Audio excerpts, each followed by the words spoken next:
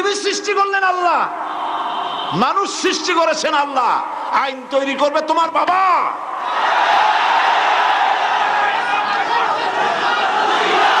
আইন তৈরি করবে কে? কে তৈরি করবেন? আল্লাহ রাব্বুল আলামিন আইন তৈরি করবেন।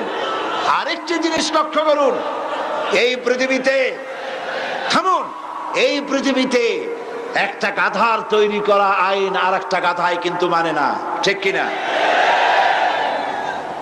একটা ষাঁড় আর একটা ষাঁড়ের আইন মানে না। গ্রামে দেখেন না, বিলের মধ্যে অনেক ষাঁড় ঘুরে বেড়ায়।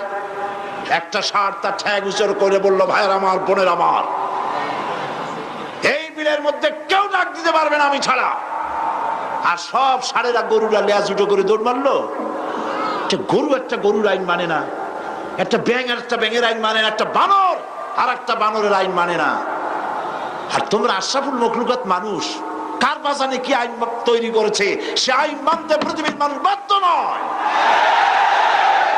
মানুষ সৃষ্টির সেরা, আইন মানবে আল্লাহ। চিল্লায় বলো কার?